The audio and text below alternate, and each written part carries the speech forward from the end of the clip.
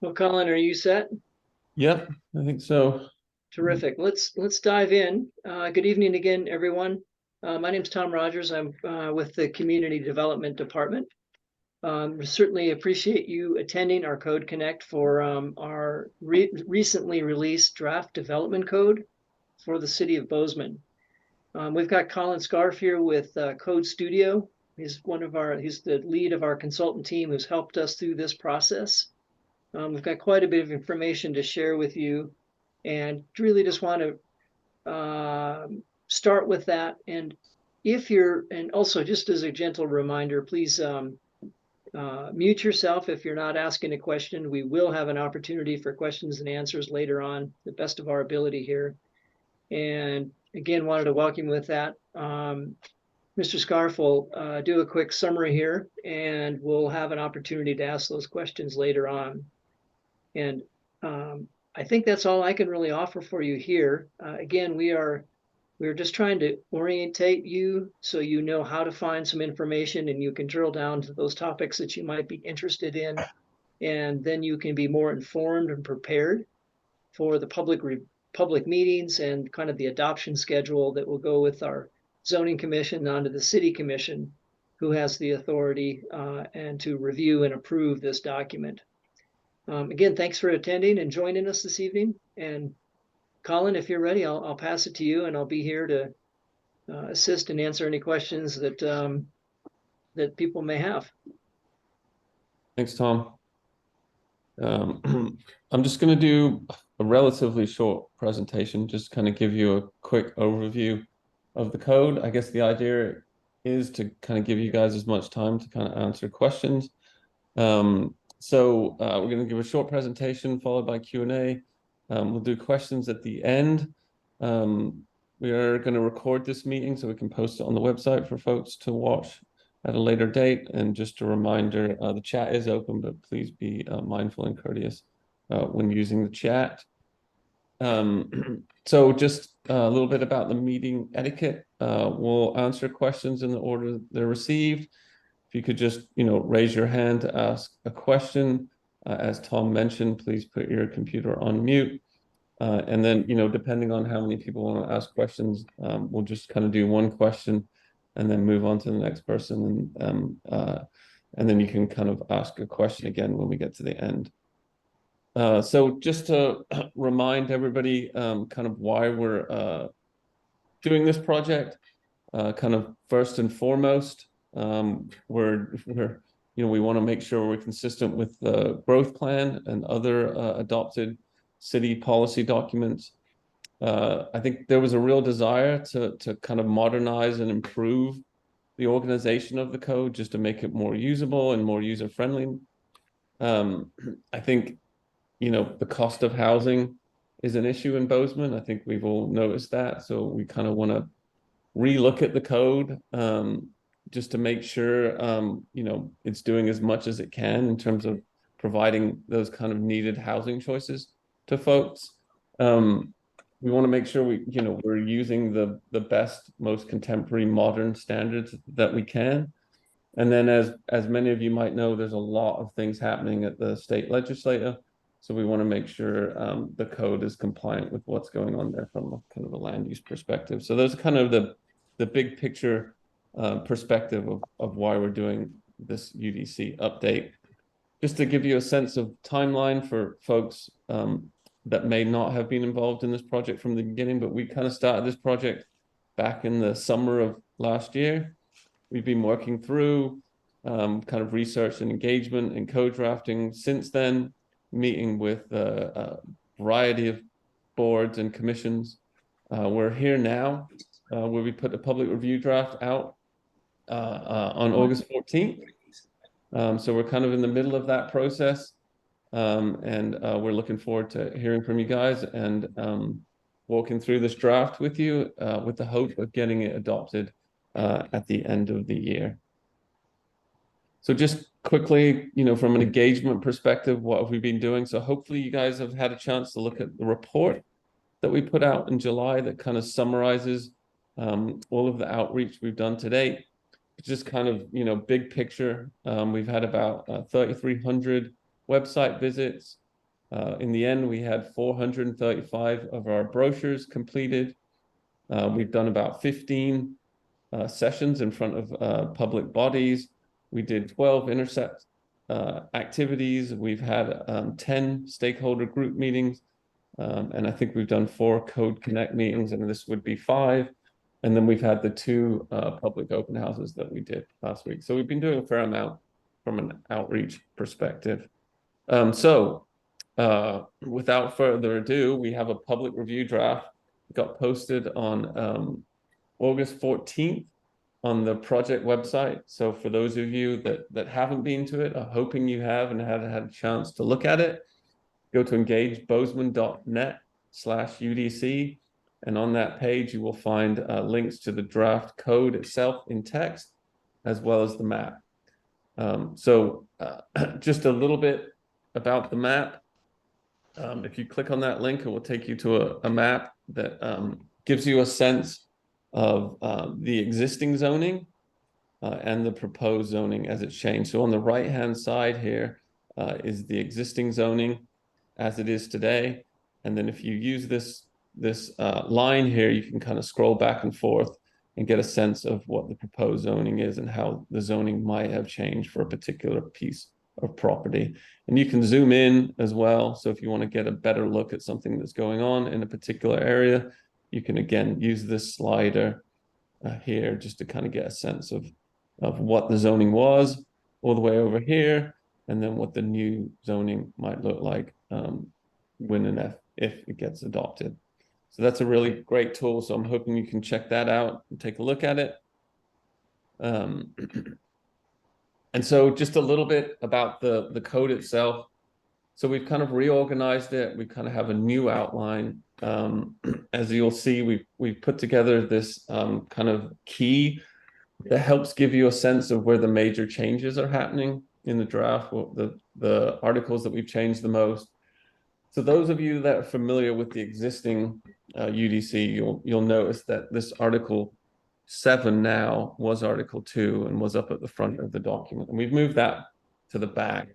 It's still very important, but we've decided that, from a user-friendly perspective, putting the development procedures and processes in the back made the most sense, with the idea that, somebody that's really interested in a property and how to develop it would want to get straight into kind of the zoning district standards themselves. So these are the areas that we've considering have had the most change. So if you really want to look at where things have changed the most, then this color-coded key will help you figure that out. The dark blue, things have changed the most. This light blue, we're considering the minor changes, definitely worth looking at to understand what changes have happened. And then if something is white, for the most part, the policy in those divisions has not changed. We have gone through and made kind of editorial changes for kind of legalese language, and we have updated cross references, but there's no real policy changes happening in those white divisions. So we've got a new page layout. We worked pretty hard to put this together. It's a very visual layout. We've organized the material into tables. We've organized all of the district standards together for each district. So today, the different standards for each district, you have to look in different places in the ordinance to figure out all of the requirements for your district. So we've kind of consolidated that all together, and we've got specific pages for each district. So we have one of these sets of pages, these 2 pages here on the left-hand side here, for each district. And we've worked pretty hard to get rid of the footnotes. So there shouldn't be any more footnotes in the document underneath the tables. We're using more of a cross-reference system now. So this is what we're considering like a summary of standards, right? So you can pull these pages out for your district. If you're in RB, for example, you would have these 2 pages, and these 2 pages will give you a general sense of what you could build on your property. If you want to find out more detail about a specific standard, if there's any additional standards associated with that standard, or how that standard is measured, you would go to this particular cross-reference here that's located on the same line as the main header for that particular standard, click on it, and it will take you to a different section in the ordinance. So for example, here we've included the coverage component. And so this is specifically about building coverage. And so this just tells you what the intent of that requirement is, what the applicability of that requirement is, what the actual requirement is itself, and then how is that standard or requirement measured. So, how is building coverage measured? So this image right here helps explain that to you. And then if there's relief associated with that particular standard, it's also in that section. So we put together what we're calling a consolidated use table. You have a little bit of this going on, except it's you didn't have all of the districts, all of the uses put together. And so we've gone through that process and put together a comprehensive use table and added a little bit of color to it to help visually separate things from one another. So you can, see all the residential districts, the B districts, the B2M, B3 districts. Everything is in slightly different color just to help you read on those kind of vertical columns. And then again, we're not using footnotes. We're using cross-references again. So at the end of the very right-hand side of the table, there's a cross-reference that will be digitally clickable. And then that will take you to any additional standards associated with a particular use. And just to know that a use standard applies in your district or a district, it has an asterisk next to the P or the S, for example, so that you know that that use standard applies. And then you click away to that section and it'll tell you anything specific associated with that use, for example. We've used group living here, and so it'll tell you any specific requirements for group living in a particular district. So we've got a new palette of zoning districts, cleaned up, new, reorganized using that kind of new page layout format. So just to give you kind of a sense of the residential districts, we've consolidated up RS, R1, R2, and R3 into a new district that we're calling RA. That particular district allows up to 8 dwelling units in a building, and there is a maximum limit size of 10,000 square feet for that particular in that particular district. And we've got RB, which is essentially the former R4 that allows up to 24 dwelling units in a building, and it also allows up to 2,500 square feet of office, medical office as a special use. Then we've got RC, which is essentially the R5 district where there is no limit on the number of dwelling units, and it allows up to 2,500 square feet of office, medical office, personal service, and restaurant by right. So there's kind of a sliding scale associated with these districts. You have the lowest intensity district, RA, up to 8 dwelling units. Then you've got the middle density residential district we're calling RB, 24 dwelling units in a building, slightly more intense, slightly bigger buildings allowed in that district. Than RC would be something that you might see your more typical kind of multifamily, large scale apartment building. And then last but not least, we have retained the manufactured home district. We feel like that's an important district to maintain. That allows manufactured homes in manufactured home parks, but it also does allow kind of conventional single unit and duplex housing types as well.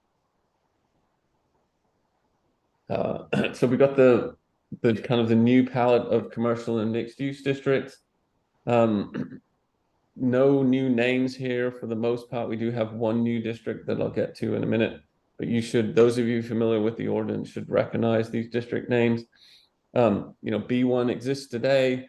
We have increased the maximum tenant size from 5,000 square feet to 15,000 square feet. And we have increased the height limit from 3 stories essentially to a 4-story maximum height in B1. And then we are proposing to allow some amount of multifamily or multi-unit development in B1 up to 35% of a particular project. So you couldn't do 100% residential project in B1, only at 35% of your project can be residential. So we've got B2, 5-story max height. Most of the changes associated with B2 and B2M are map changes. There was, as those of you again familiar with the process, when we had this conversation with the city commission, there was a long conversation about the conversion of B2 to B2M. The city commission kind of directed us not to convert all of B2 to B2M, which is one of the options on the table. So we've kind of taken a more strategic approach and converted some B2 to B2M to kind of allow and foster kind of more mixed use development patterns across the city. B3, that's kind of your downtown district, proposed 7-story maximum height limit. As I mentioned earlier, we have split out a new district. We're calling it B3C. It's essentially, it runs along Main Street from Grand to Rouse. 4-story height limit, so a lower maximum height limit on that kind of core piece of downtown with what we're calling a step back at the 3rd story. So you can go up 4 stories in your entirety for your building, but at the 3rd story, for facades that front main, you're going to have to step that 3rd story back. I think it's 16 feet. That's just to help do a better job at matching the existing character that's there today. And then we're really trying to get, active uses at the street level, or maintain active uses at the street level along that core piece of Main. So just allowing things like retail uses, personal service uses, and restaurants, uses that generate kind of the most pedestrian activity. And then we'll get into this a little bit later, but there are no minimum parking requirement in that particular portion of downtown. And then we've got REMU. We've consolidated the standards in kind of to 2 sets, a residential set and a mixed use set, maximum height of 5 stories. And then we've got NEMU, maximum height of 5 stories. We've tried to consolidate and develop clearer standards for NEMU. Those of you familiar with that district know that today it kind of functions on kind of cross-referencing. I think it's R2 and M1. So we've tried to pull together some clearer development standards for that district, primarily based on RA for the kind of lower intensity residential portion, and then a little bit of B2M from the form perspective, with a focus on more of the allowed uses from an M1 district. And then we've maintained the limit, I think, for 50%, only 50% of the project can be residential. Industrial districts, we've got BP, Business Park District, maximum height of 7 stories in a regional commercial services land use designation. Otherwise, there's a maximum height of 5 stories in that district. Based on our conversation with the city commission, there was a real desire to see BP become something a little bit more urban. So we've put together some standards that make BP a little bit more walkable. There's a few more services associated with BP, so that there's a stronger likelihood of getting restaurants and things like that to provide services to people that might work in a place like this during the day. And then allowing some amount again of residential into a project, just to promote kind of this ability for people to live and work in closer proximity to one another. M1, M2, not a lot of changes there. 5-story maximum height limit for M1, and again, a 5-story maximum height limit for M2.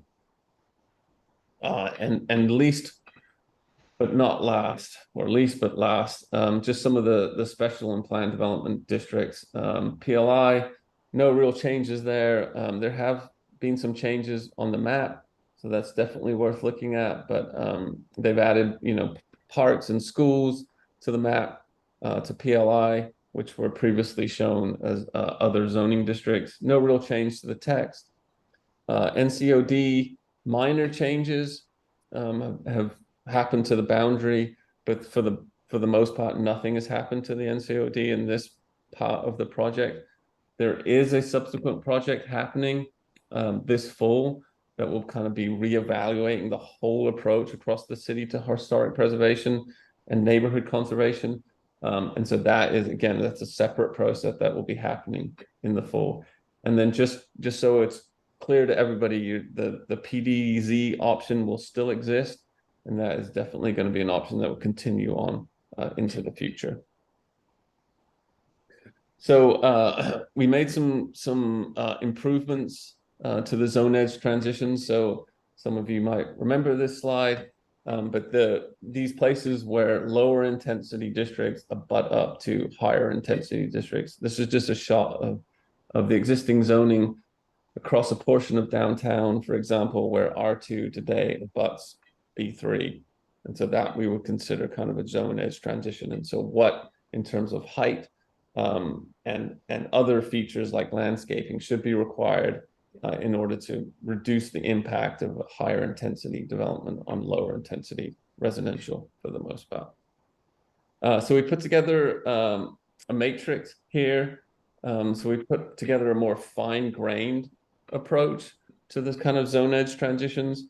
And so just to kind of help you understand this table, it applies to everything in this very left-hand column, right? So if, for example, developing something in the B3 district, and then you're abutting, for example, RB, the idea is that you're going to have to meet the requirements of this 1A, what we're calling transition type, right? So you're going to have to provide a 10-foot minimum setback at the ground.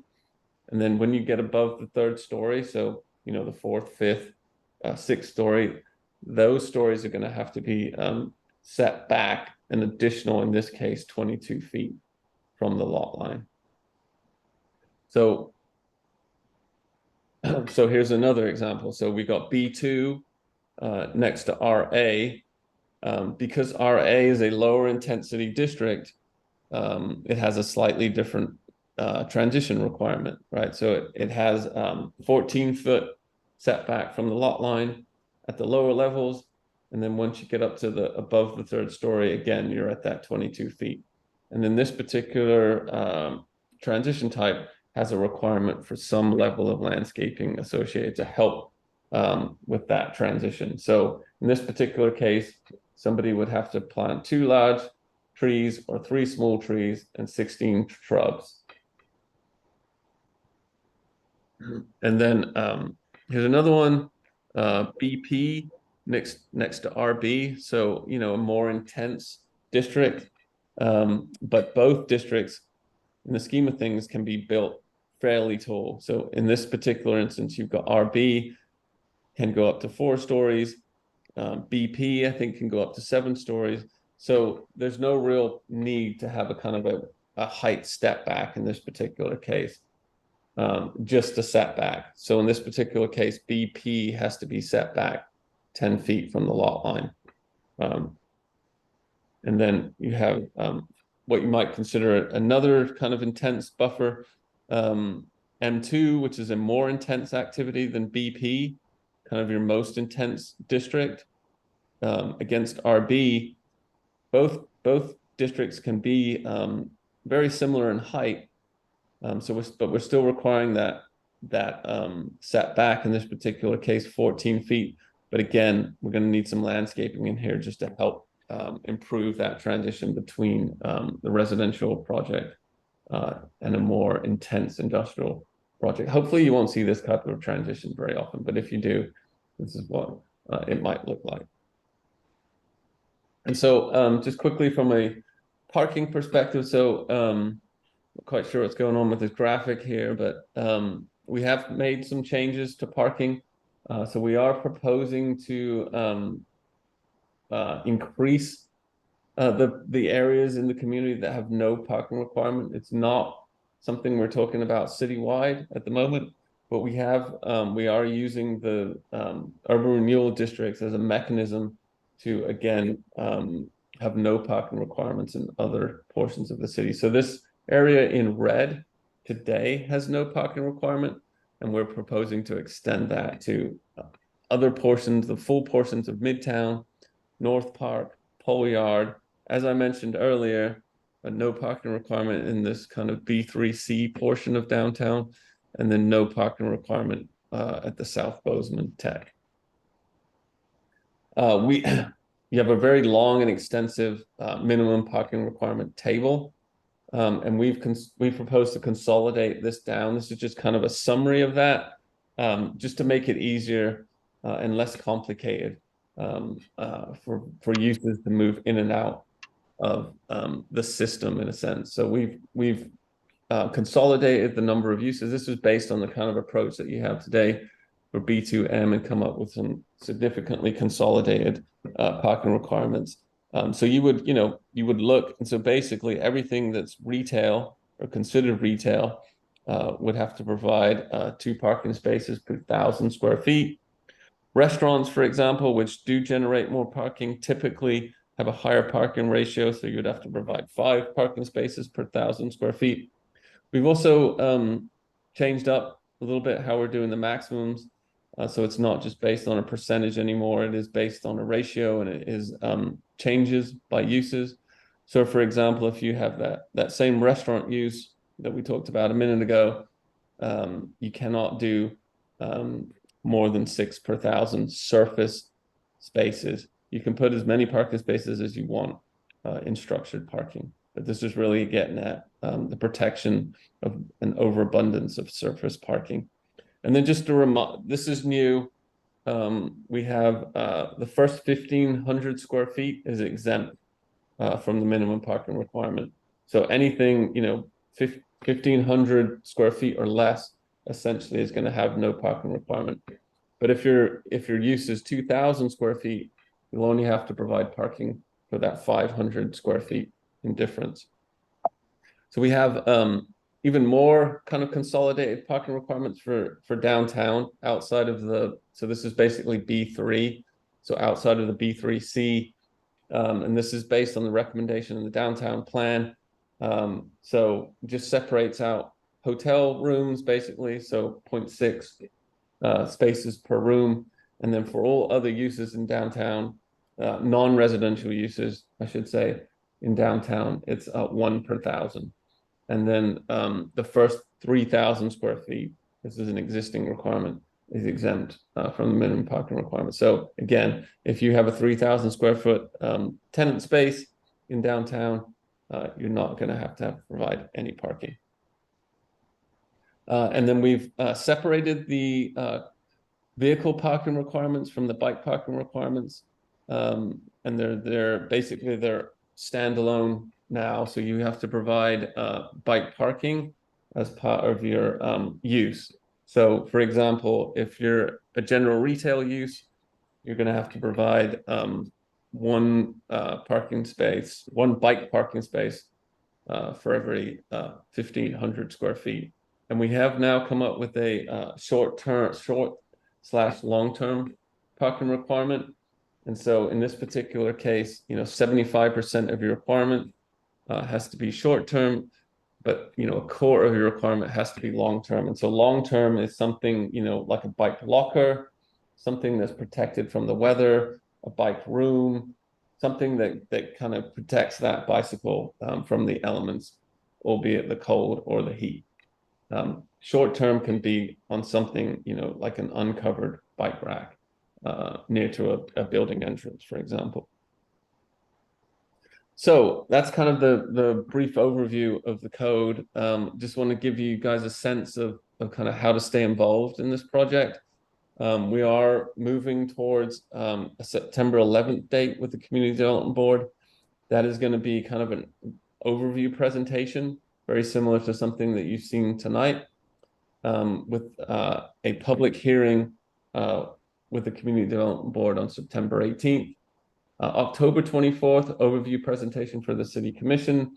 And then depending, this date might move a little bit, but potentially a November 14th public hearing with the City Commission. There is and will likely be additional meetings and hearings associated with each of these boards and commissions. So if you want to leave official comments, go to agenda@bozeman.net. send an email there. You can go to this link here and fill out the city's online form and provide your comments that way, or by speaking at a public meeting. So with that, I'm going to kind of open it up to questions and do my best to kind of facilitate the conversation. Again, we're just going to try and answer questions in the order they're received. If you could raise your hand if you have a question, just stay on mute until it's your turn to answer your question. And then, we'll just ask the one question and then you can kind of jump in again once everybody has had an opportunity to ask their question. So thank you. Questions, please.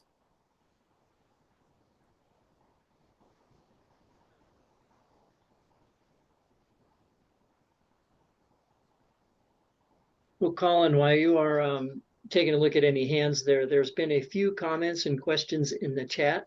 I am doing my best to respond to those in a timely fashion. I'll get to them all, but if somebody feels more comfortable doing that, we will. I'll try to respond there, and if and go from there. But that's all I just wanted to say. Thanks. Thanks. Marcia has a question for us. Go ahead, Marcia.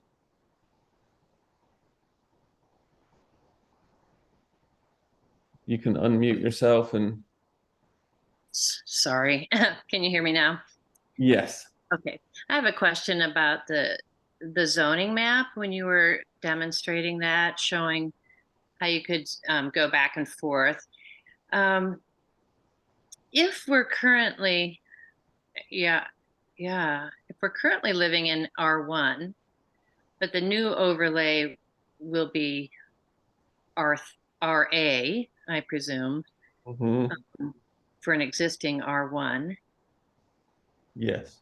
Then how will this affect the current R1s? For example, if someone in our, like a lot of times the zoning for subdivisions, if it's more strict or restrictive than city codes, the more restrictive standard will prevail, right? When it comes to certain requirements on the lots and stuff like that. That's how it's been explained to me in the past, that the city might be okay with a couple of buildings in the backyard, but say the subdivision isn't. And so the subdivision rules have usually prevailed.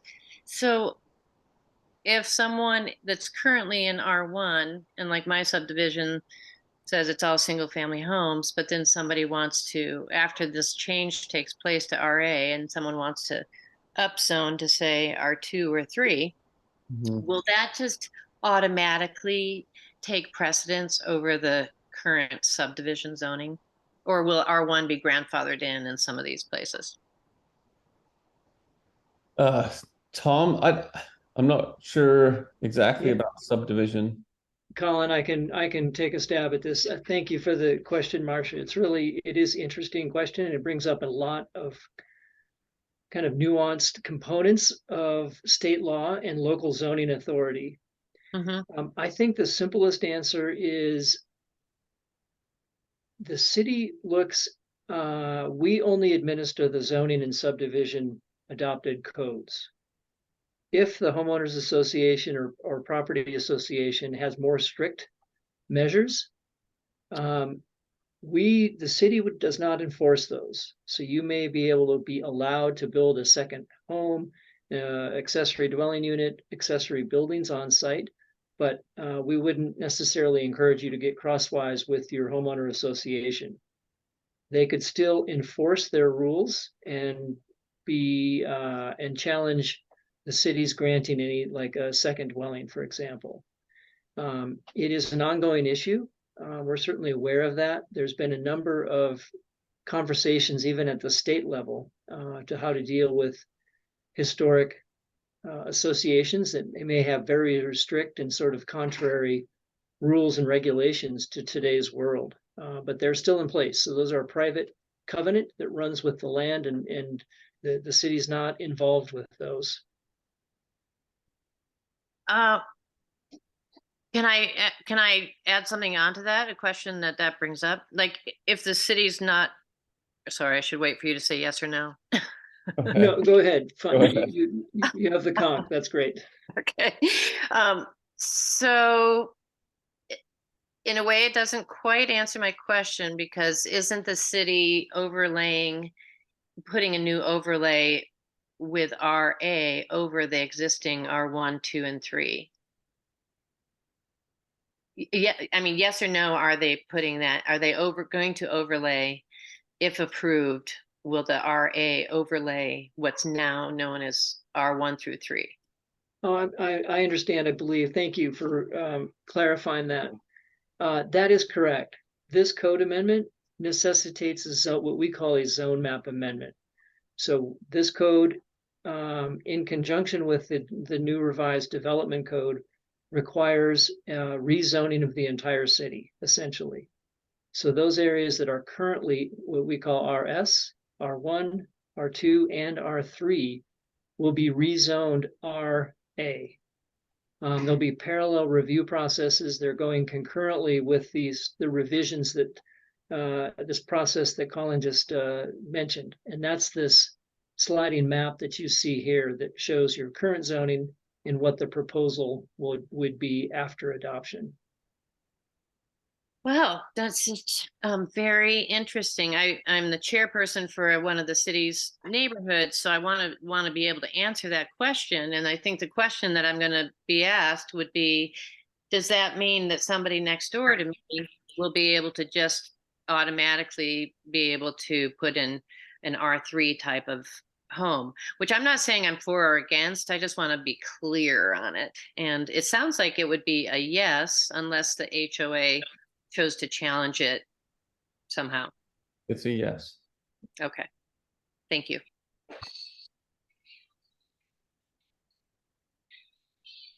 Do we have any other questions?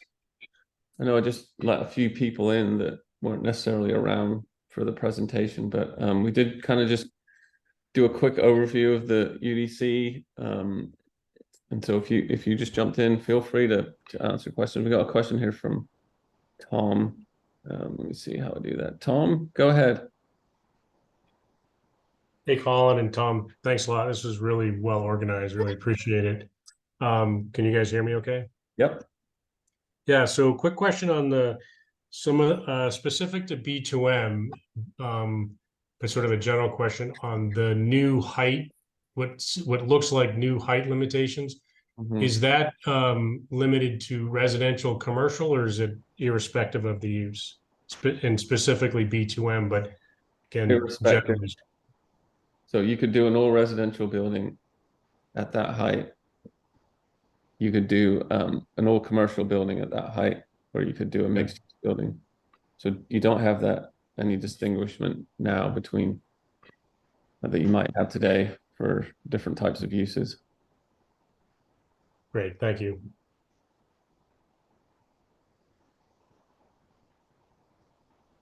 Anybody else have a question for us? Any questions about the process? Mary, go ahead and ask your question. Hi, I just have been typing a few questions into the box, so I didn't know if you wanted to read those, and I was wondering if those questions would be saved along with your recording of the meeting, please. Yes. Do we want to look at some of those questions, Tom? Be happy to. I am responding to those. There's one that I haven't gotten to yet that perhaps you could respond to. Mr. Steinway asked about, let's see here, when the kind of the constraints or when the transitions will employ, and then like how do we deal with right of way and or alleys as a separation, and kind of do those apply, or when those apply? Didn't include that in these images just for simplicity's sake. But the zone edge transition would not apply across a street, for example, but they are proposed to apply across an alley, and they are slightly different numbers associated with that when it's an alley. It would apply across an alley as proposed.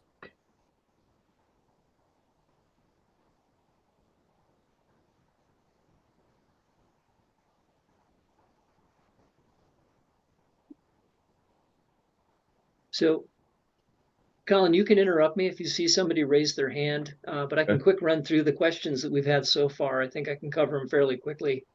If I capture this here, the first one was, are there any locations where the residential manufactured home is zoned or allowed? And the answer is yes. The RMH zone is allowed anywhere where the underlying, what we call our future land use designation, indicates urban neighborhood, which is a considerable portion of the city. There are a number of manufactured home communities in the city. Some are annexed, some are not, which is interesting. But they're wholly surrounded and use city services. We do have a couple small areas that are zoned for that. So that was sort of the quick answer there. So it is allowed anywhere where residential uses are permitted. The next question is really interesting was, what keeps the floor height or story configuration from getting super tall?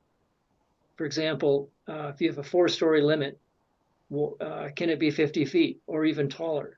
The answer is yes, it could be.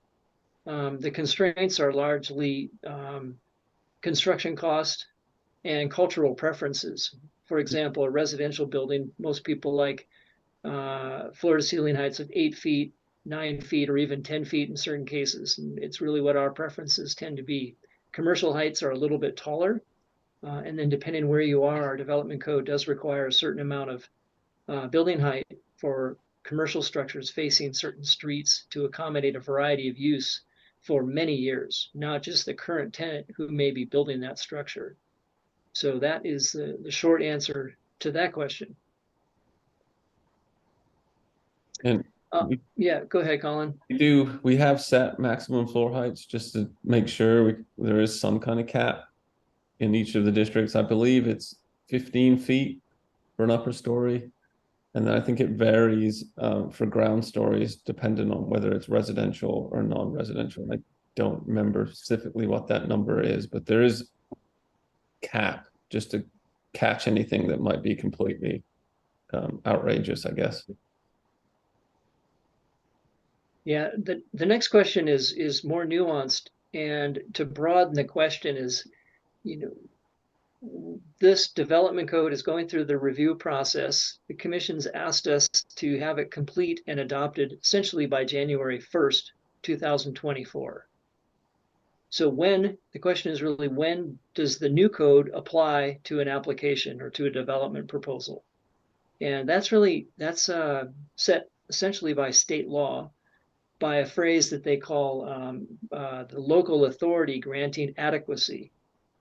Adequacy is loosely defined as, does the municipality, does the city in this case, have all the documents that are needed, and those documents contain enough information that the city can make an informed decision of whether or not a proposal meets the standards.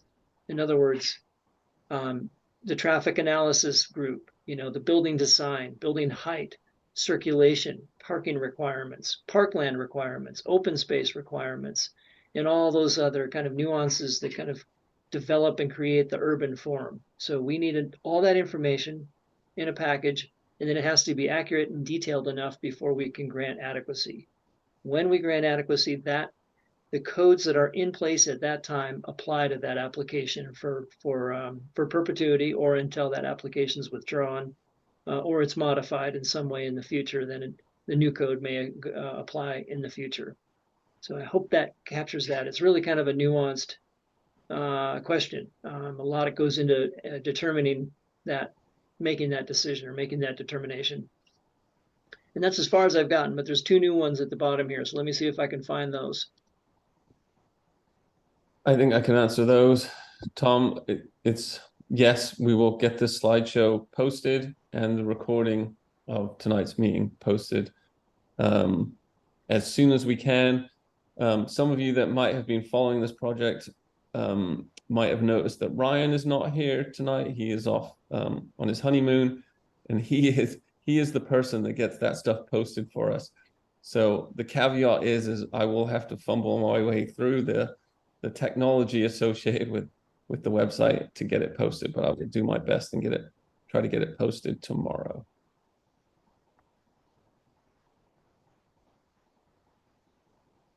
So those were two questions were related, I believe, Tom, and then there's a question from Steve Clayton.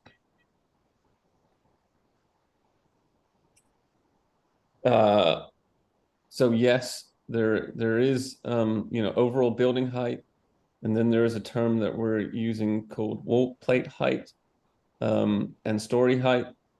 The wall plate is the point where a roof meets the side wall of a building, for example.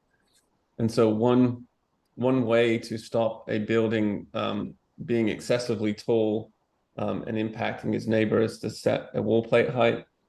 I think in this particular case, it's only really used in RA, and I think it's at 25 feet. And so that just is a way to limit that sidewall looming over a neighboring house. And then you can still go higher in that district. You just basically have to kind of put your roof sloped inwards from that 25-foot height limit. And then, as we kind of alluded to earlier, there is story heights. There's minimum story heights in certain cases, just to make sure we get enough kind of floor-to-floor space to make buildings livable and reusable in certain places. And then there is kind of a maximum story height in some cases, just to make sure there is some limit to the maximum height, for example, of a 5-story building. And they are all clarified in the ordinance. So if you go to the section, it's called Rules of Interpretation. Can't remember exactly what article or division that is in the proposed ordinance, but that if you read that, it will kind of tell you the intent of every standard and kind of how that standard is measured.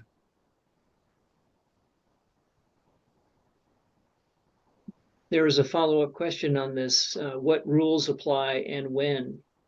And if I understand correctly, it is getting at this issue of platting, which is aka like a subdivision. So in Montana, there's multiple ways that you can develop property, or the way the state has granted local authority to manage growth. Typically, you go through the subdivision process and create lots. That is one process. So you go through, you get determined that adequacy, and then the rules that apply at that time of granting adequacy are what go to inform and kind of dictate how those roads and street and lots look. So you can be granted plat approval, create the lots, and then further development may occur or further subdivision may occur. Both of those paths are slightly different in what the outcome might be, but the determination of adequacy would apply again upon further development or upon further subdivision review.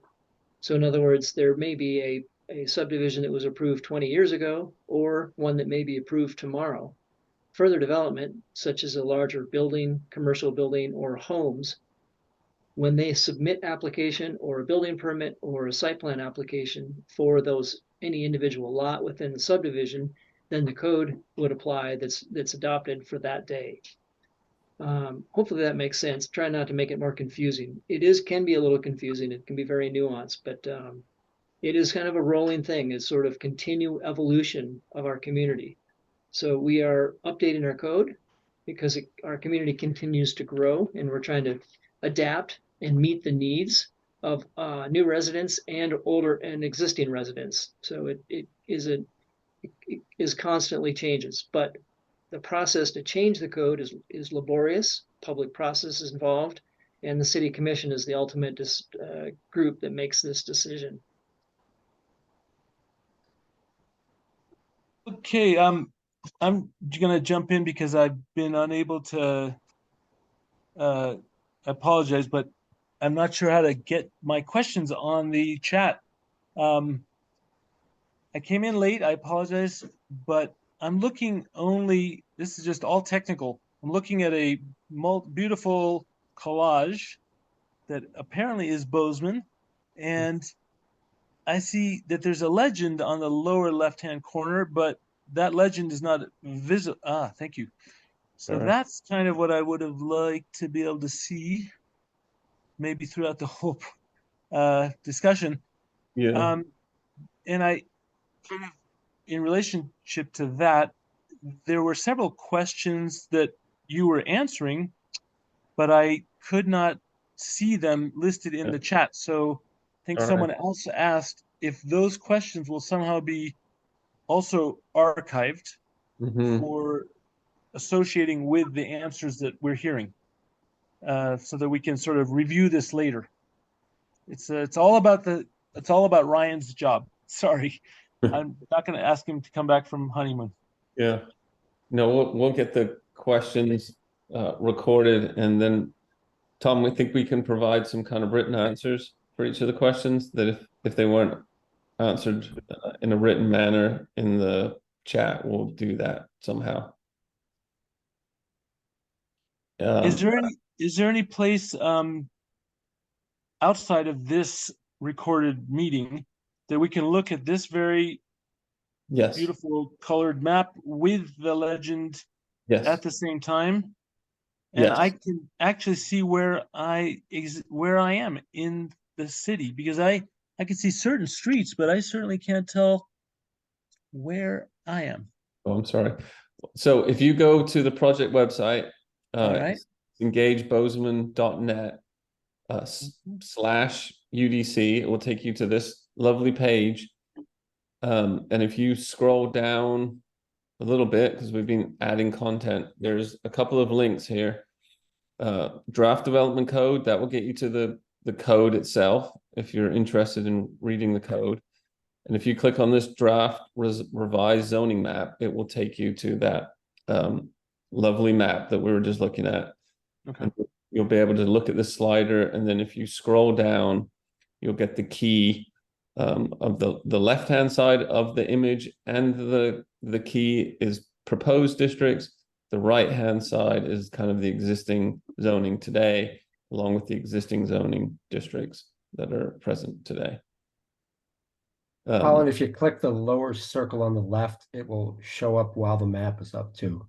Okay. The lower circle on the left, huh? Yeah, on the lower, see this- it over there? Over here, right, look at bam, that. there you go. Thank you. There you go. Look at that. And is there any way to create a certain level of opacity or actually transparency, so where we can see through to the street names? If you zoom in, I see. There we go. Okay, thank you. you can zoom in and out, and then you can, really get down in there and look at stuff. Mm-hmm. So Yeah. it's a great tool. Okay. That's great. Just since I can't do it myself right now, what's the brown? What zone? On the right or the left? On the right. This I stuff. happen to see. Let's For see. instance. I would assume. Let's see. R5 is the darkest brown. Okay. R4 is the slightly lighter brown, and then there's an even lighter brown somewhere. Oh, I see. Hold on. Then there's this sort of other color. I just realized I'm in it, and I don't know what the names of these colors are. Looks like a burgundy brown-ish. Yeah, it's not, Can't tell that. it could be, if we could get the names on here, it would be a little bit easier, but I guess we're working with what we've got at the moment. But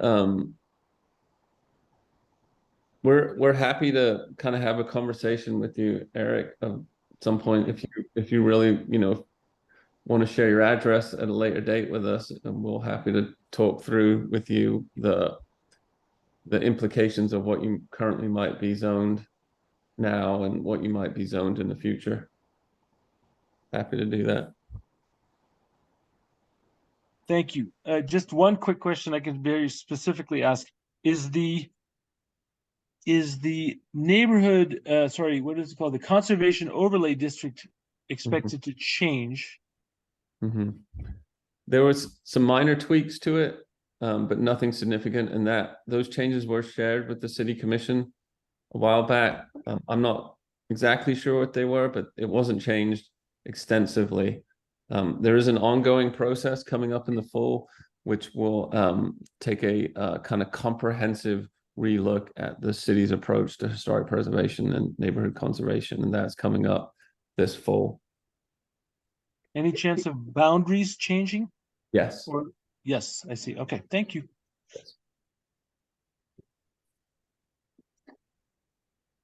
Well, we've got a couple minutes left. And does somebody have any other questions?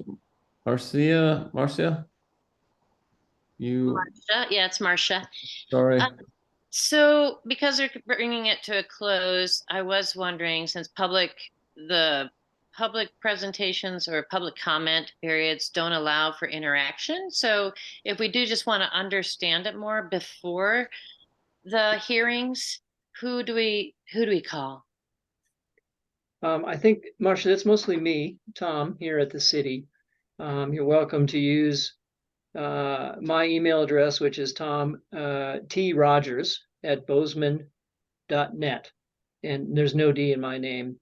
Or, you know, we always encourage those questions that might be relevant to many folks, that they can go to the agenda at bozeman.net, and then we can try to capture those and share that information more globally.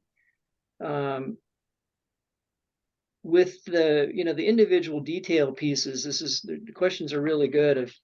We'll just certainly encourage folks to take a closer look at the code itself and focus on those areas that you're interested in, and use the online mapping tool to see what's coming, so you can be more informed and be able to be more surgical and more effective in your communication with the Community Development Board and the City Commission. But I'm happy to speak with folks as quickly and as often as I can to help you better understand how this all works and how to engage.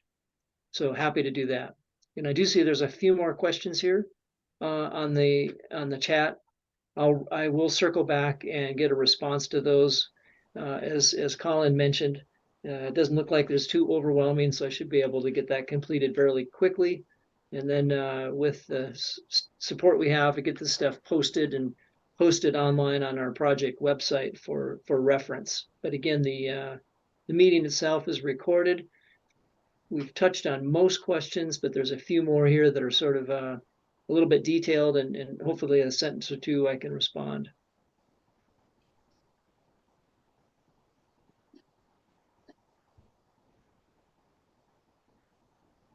Well, do you think, should we wrap this up, Tom?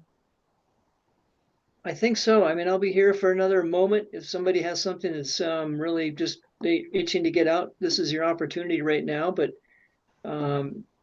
if you'd like to, Colin, you can circle back to the future dates slide, just so people can put that in their mind. September 11th is really the next meeting that we'll be hosting. That's with our Community Development Board right here in the City Commission room at City Hall. And then following that, the following week on the 18th, and then we go to the City Commission on October 24th. So there'll be quite a bit of activity here in the near future, and looking forward to hearing your thoughts. Appreciate that. Do you know the time of the September 11th meeting? Yes, it'll start at 6 p.m. Great. Thank you. And that information is also on our website. So there's a really good resource there that you can find that. But we keep that updated really every week. There'll be new content and making sure all these meetings are posted and keep you informed.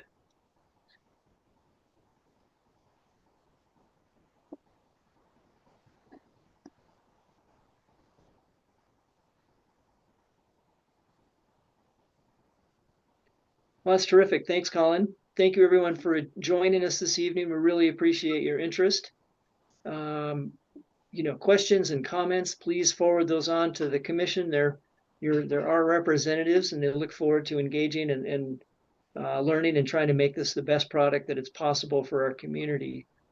That's about all I have for you right now. But Colin, if you have any closing thoughts, and again, really appreciate everybody's time and energy here on a Monday evening. No, thank you, everybody. we'll be, Coach Studio will be in town on September 11th for that presentation with the Community Development Board.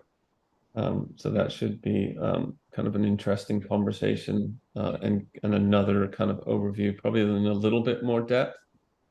So if you have time to kind of log in and watch that or participate in that in person, I think that would be super helpful. With that, Thanks, Tom. Thank you. Thank you, everybody. Yeah, thank you, everyone. Have a wonderful evening. Thank you. Bye.